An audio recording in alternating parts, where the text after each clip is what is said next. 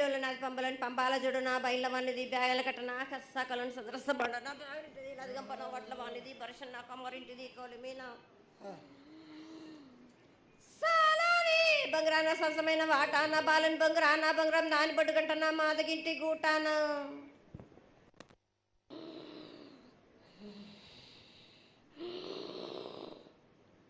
పెద్దలనంటి పెద్దమ్మనంటి దండమారమ్మనంటి పల్లెలమ్మనంటి ఇడుగులమ్మనంటి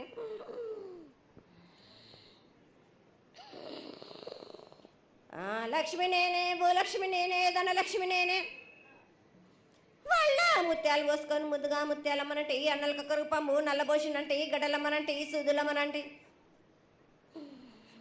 కనకాల కట్టమైసినంటి నా చిన్ని తమ్ముడు పీనుగుల వలన శరణము 7 రక్కజనము ఏకంగా ఉన్నాము తల మీద దండం పెట్టుకొని నా పేద గ్రామానికి ఏమి విచారం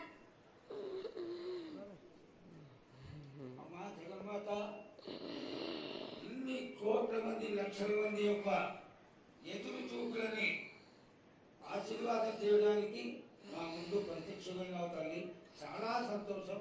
ఈ సంతోష సమయంలో నువ్వు నీ యొక్క ఆశీర్వాద బలాన్ని తెలియజేయాల్సిందిగా కోరుకుంటున్నాను.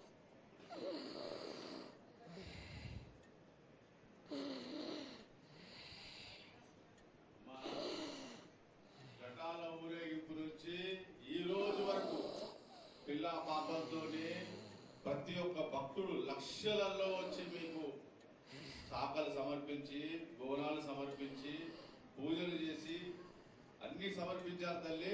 సంతోషమా తల్లి తెలియజేయండి తల్లి.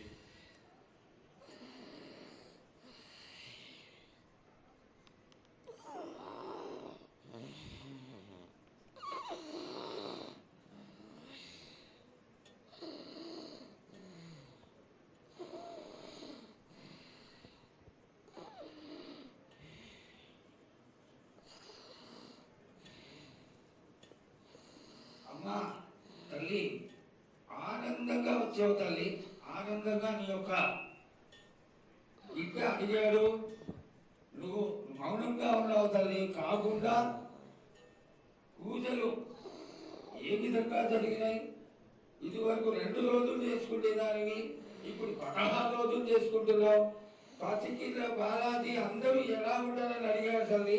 దానికి దయచేసి సమాధానం చెప్పు తల్లి. కోట్ల జనం నేను ఎదురు చూస్తున్నారు తల్లి. ఎందుకు చెప్పాలి రా బాలక్క,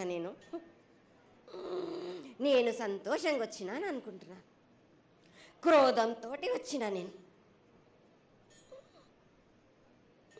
మీతోటి నేను ఎందుకు పలుకులిప్పాలా,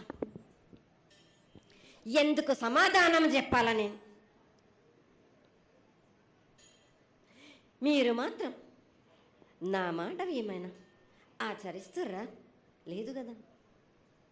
మీరు అడిగిన దానికి నేను ఎందుకు సమాధానం చెప్పాలి?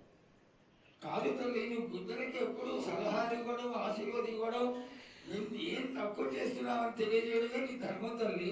తల్లుగా మేమందరం కొలుచుకుంటూ ఉంటే నీ అనవసరమైన ఆగ్రహం చూపిస్తే అది సబబైనటువంటి విషయం కాదు తల్లి.